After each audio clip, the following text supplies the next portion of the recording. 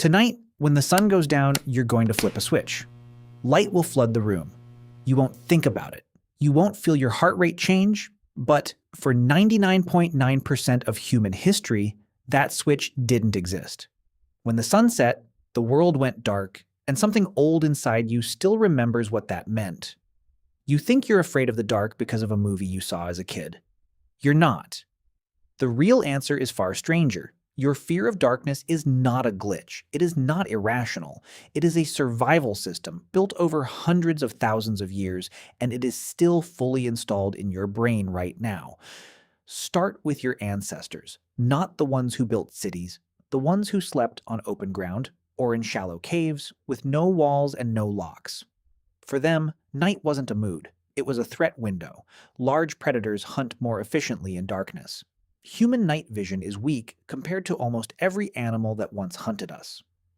Your eyes are built for daylight color and detail, not for scanning shadows. So the moment the light dropped, your ancestors lost their best sense. Hearing became everything. Smell became everything. And the brain, starved of visual information, started doing something specific. It started filling in the gaps. This is the part most people never learn. Fear of the dark isn't really fear of the absence of light. It's fear of the uncertainty that absence creates. Your brain is a prediction machine. In daylight, it predicts using vision. At night, vision goes offline, so the brain switches to pattern completion. A rustling bush becomes a possible predator. A shifting shadow becomes a possible shape. Your ancestors who treated every uncertain sound as a threat, even when it usually wasn't, survived more often than the ones who shrugged it off. Being wrong and cautious cost almost nothing. Being wrong and careless could cost your life. There's a name for this in evolutionary psychiatry. Researcher Randolph Nesse calls it the smoke detector principle. A smoke detector that goes off constantly, even when there's no fire, is still worth keeping, because the one time it catches a real fire, it saves your life. Your fear response works the same way. It is tuned to overreact on purpose. Thousands of false alarms are an acceptable price for one correct one. So when your pulse spikes at a noise in a dark hallway that turns out to be nothing, that isn't your brain malfunctioning. That's your brain doing exactly what it evolved to do. But here's where it gets stranger. Darkness didn't only shape how your body reacts, it shaped how your mind thinks, and even what your ancestors talked about. Anthropologist Polly Wiesner spent years recording conversations among the Juhuansi, a hunter-gatherer community in the Kalahari.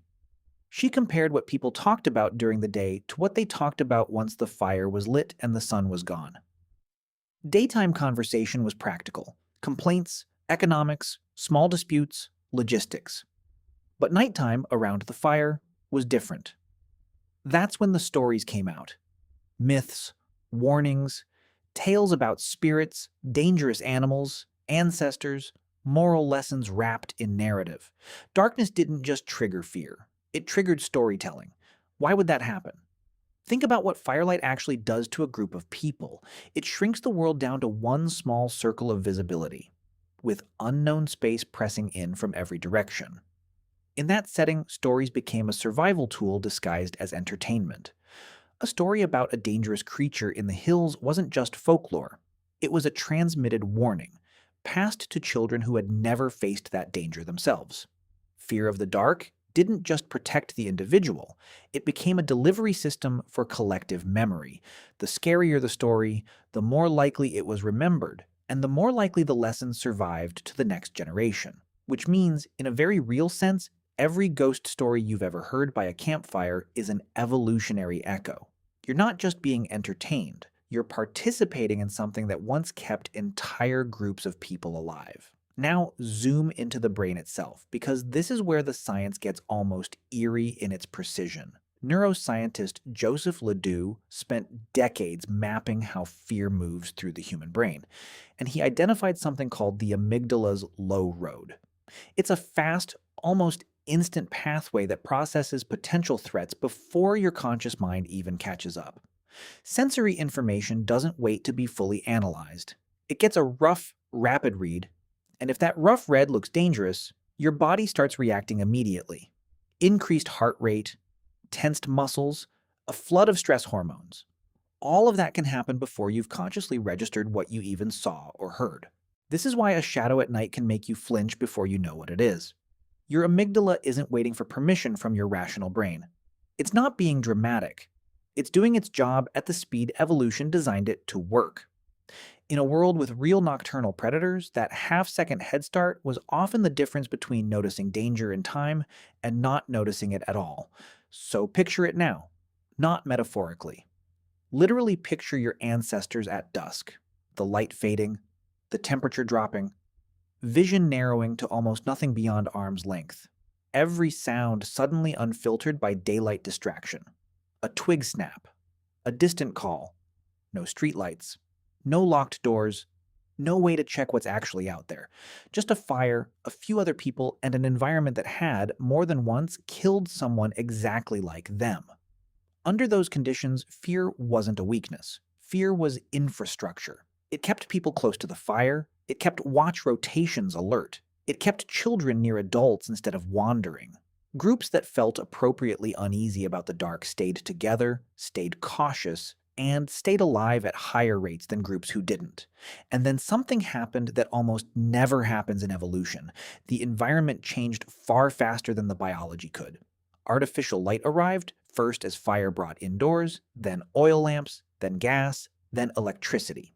In evolutionary terms, this happened in the blink of an eye, a few thousand years, then a few hundred, then suddenly your entire neighborhood lit up the moment you touched a switch. Your environment transformed almost completely. But your amygdala didn't get the memo. It's still running software written for a world with real nocturnal threats crouched in real shadows. That's why a fully modern person in a locked apartment with a phone in hand and police a phone call away can still feel a spike of unease walking down a dark hallway.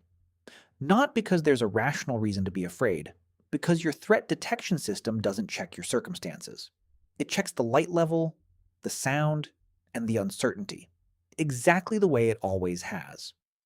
This is what scientists call an evolutionary mismatch, a response perfectly calibrated for one environment, running unmodified inside a completely different one. You're not broken when you feel a flicker of fear in the dark. You're carrying a very old, very effective survival tool that never got an update because it never needed one before now. There's something almost tender about that if you think about it the right way. That flicker of unease isn't your mind failing you. It's a message passed down through an unbroken chain of ancestors who felt the exact same thing, standing at the exact same edge between firelight and shadow, and who survived long enough to pass that feeling on to you. Consider what that means the next time you're the last one awake in a quiet house. Lights off. Room settling into shapes you can't quite identify.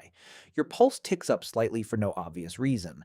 That isn't irrational. That's hundreds of thousands of years of your ancestors' nighttime vigilance, compressed into a single instinctive reaction, still active, still working exactly as designed. So tonight, when you flip that switch without thinking, remember what you're actually overriding. Somewhere underneath the convenience and the electricity, a much older part of you is still standing guard at the edge of an ancient fire, still listening for what might be moving in the dark, still keeping watch the way it has for 250,000 years.